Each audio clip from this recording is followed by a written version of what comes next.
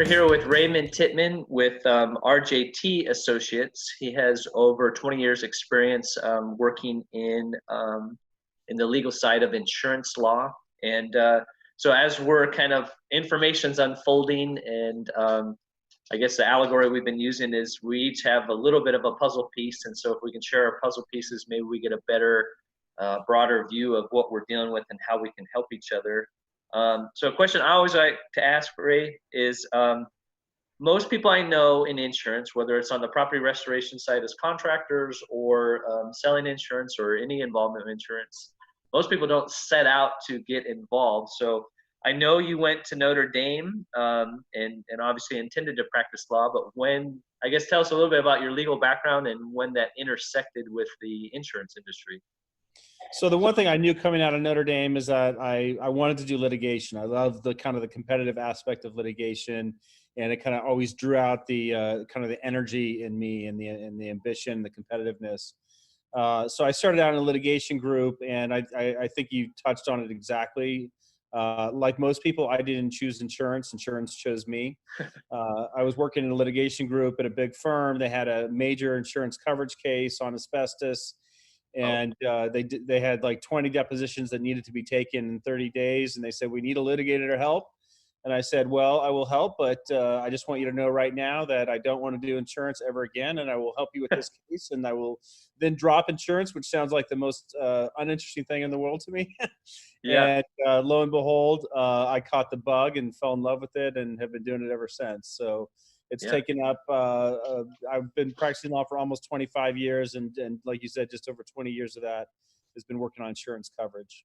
Oh, geez. So yeah, maybe that's a topic for another time. So your initial introduction was asbestos. So we all know that has a deep history in Right. all of our fields. And so as it relates to insurance law, I think I became aware we were sharing a LinkedIn thread discussing policy exclusions, and you had made mention that not all policies have exclusions for bacteria, viruses, or communicable diseases. So I guess one area is even prior to coronavirus, COVID-19, obviously an issue like this kind of brings out that we have some holes in the system and maybe some areas of exposure.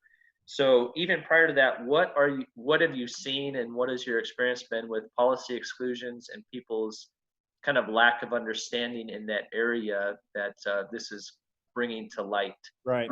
Well, so one thing I'll say is having litigated the asbestos in the asbestos world, Yeah. and specifically coverage over asbestos, it's amazing to see a decision that was made, maybe even accidentally, by someone in underwriting or someone who's putting a policy together, and they forget to include this or that piece of paper. And a decision made 20, 30 years ago can have impacts that are millions or even billions of dollars. And so we would spend a lot of time and money trying to recreate policies. Maybe we didn't have complete policy evidence, because in the asbestos context, the exposure was occurring in the 50s, the 60s, the 70s, and the litigation was in the 2000s. And so, you're going back and you're realizing, oops, somebody used this word incorrectly by mistake. And now that's going to turn, a $1 million policy into a $100 million policy. Wow. And so it's funny how in the insurance world you see how such small little things and uses of words, and someone forgets to include an exclusion or endorsement, turns into such a huge impact. And so I think that's what you're really going to see in the coming years coming out of coronavirus, because the ISO forms did include. The ISO forms did include a communicable disease exclusion starting in about 2006. This was coming out of the SARS virus. So after SARS hit, I think the insurance world realized they needed to put some kind of a cap on their exposure. And so they did have an exclusion, but it wasn't part of the main forms. It was an endorsement that had to be added to the policies. So I think the article that you'd refer to talks about how every policy that particular broker had ever seen included that endorsement. I happened to be working on an assignment for a client where we were looking through a policy, and it was a 150-page policy, but that endorsement was accidentally not included. Oh, And so that's a decision that's going to affect that particular client a tremendous amount, because yes, it became at some point commonplace to include a communicable disease exclusion.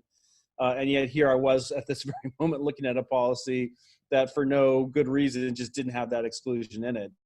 wow. So I think the lesson there is for every policyholder to be pouring through their policies to see what exclusions are in there and what aren't in there, and what the exclusion may apply to. For example, another policy I was looking at today, it had that exclusion for first-party property coverage, but not for liability coverage. So you may Okay. see a policy that has a communicable disease exclusion, but it may be only limited to a certain piece of the policy and not the whole policy.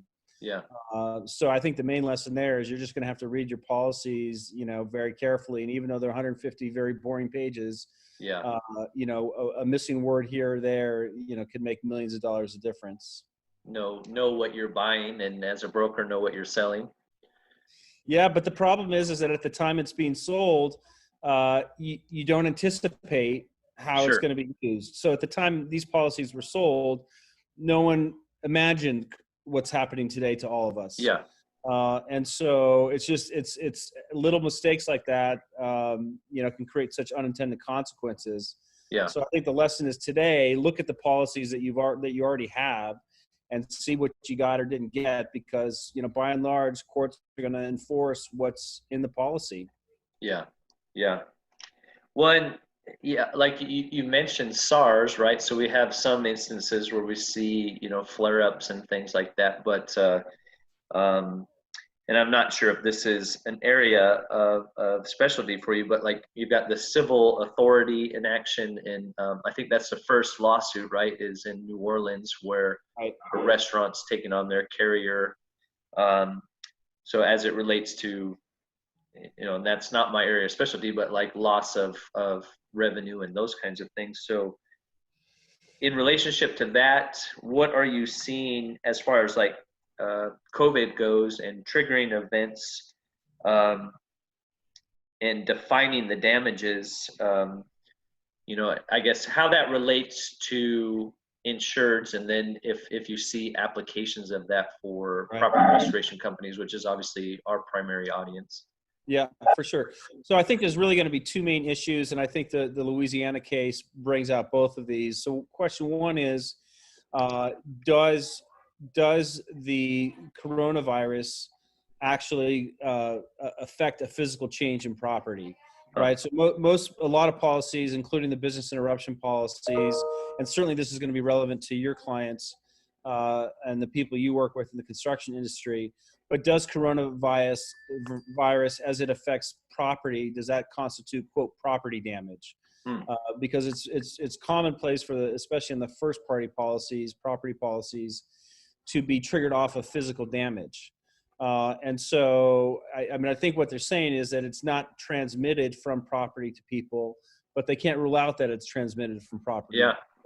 Yeah. So if a person touches or coughs on a table or a chair, and then it's touched by somebody else, I think it remains an open question whether or not that the contamination can spread that way.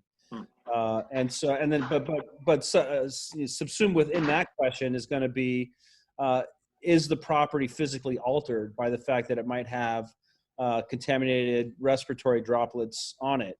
Because normally we think of that as being on the surface and not affecting the physical change. But I think one of the things we saw coming out of 9/11 is courts are going to be very aggressive about trying to find coverage, given the devastating impact this is having on people economically. The courts are going to want to spread the loss if they can, and so if they can stretch the meaning of physical damage to say, yeah, we're going to call this physical damage, so that the insurance industry helps, support the businesses that are suffering so much. I think you're going to see courts probably try to construe things aggressively. Yeah. So I think that's the first question: is it physical damage?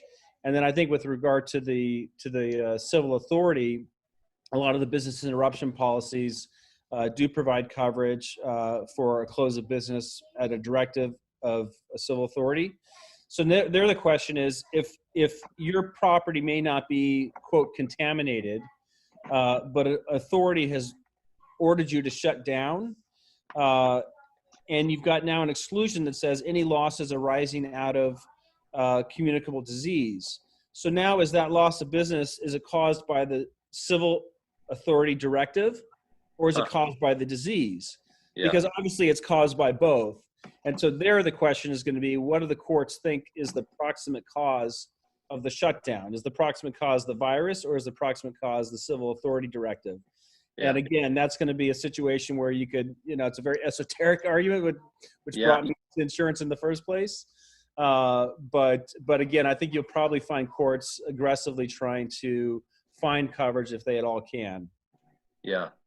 Yeah, yeah, I mean, you have water damage, or you have, mold and those kinds of things, and you identify where it's coming from and the extent of it, and you attack it. And this is, Right.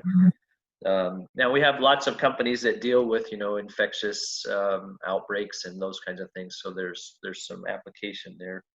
Yeah, and I think that's a good place to turn, actually, because I think, we've seen, especially in Florida, and I don't know to what extent your clients are in Florida or elsewhere, but especially in Florida, we've seen on the insurance side a large problem with restoration companies effectively finding the damage. They'll go into people's houses and find water damage and immediately restore it and then send a bill to us as the insurance company, which has been a significant problem for us because it puts us in a very difficult spot for accepting or denying coverage. So I do wonder if we'll start to see that in the coronavirus context, where restoration companies will go in and offer to clean up someone's coronavirus contamination. We'll go down and put on hazmat suits and do a deep cleaning of your house or your property, and then send a bill to insurance companies. And so there, the question is going to be, is that property damage? Well, Yeah. I think two-part. One is that property damage, which we discussed earlier. But I think the second question is going to be, did you undertake reasonable measures to clean up the property damage? Because is it not really anything more than putting disinfectant wipes, Right. on any, and what evidence is there that any particular property was even contaminated? Yeah. So I do think you may see some of the restoration companies try to turn this into a business making proposition, which, from the insurance company perspective, I think, we're happy to pay for legitimate losses, but we don't like being taken advantage of, especially in a crisis situation. Yeah. Well, and that's, yeah, I mean, yeah. I have friends and peers in the industry, and there's some people that are staying away from it completely, and other people that, the calls are coming in. So, somebody's going to provide that service, and trying to put the best application of known, procedures in place to provide a service that people are demanding, Right. calling for. So, And so the advice I would have there is, I think you number one should make a fair record, or they should make a fair record that there is contamination. If we as insurance companies start getting bills and are asked to pay them, and there's no real evidence of contamination that was cleaned up, then we feel like we're being scammed. sure. So if there's a legitimate request and you can show, okay, here we've taken various tasks or through other means, we can verify that there's a situation here, a legitimate situation that we're trying to resolve. I think you'll by and large, you'll find insurance companies want to cooperate. They know it's a crisis for everyone. They want to do what's fair.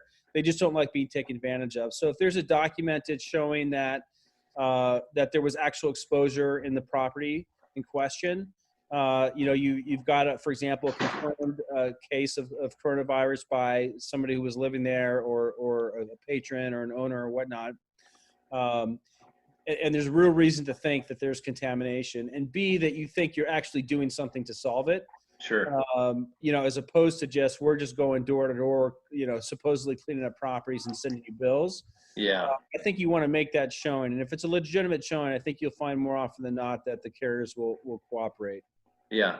Well, and we always try to say, I mean, even regardless of COVID, tell the story of the loss, right? What is the value proposition? What's the need? And then what were the measures that you went and Exactly right. I like how you said that, a legitimate situation in response. Yeah. And I think also stay in communication with the carriers. I mean, again, it's when after the fact we get sent bills that there's some resentment. I think to the extent, before you start spending a lot of money and engage in a lot of work, You Sure. know, the claim has been reported. You say what you're going to do. You either ask for permission or you say, look, unless you object, we're going to take these measures. If we're being kept informed throughout the process from the Yeah. carrier perspective, I think we'll be cooperative. A much more amicable relationship. Right.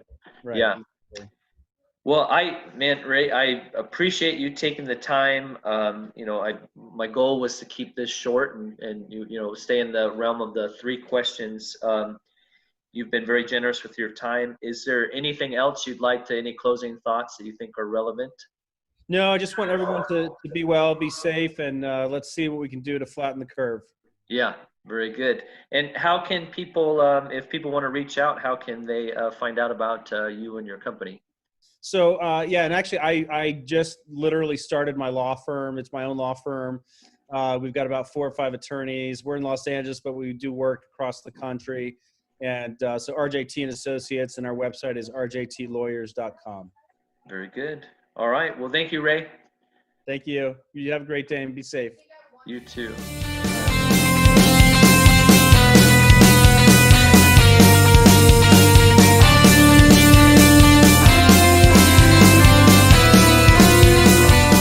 Okay. We're here with, I'm sorry, I'll start over.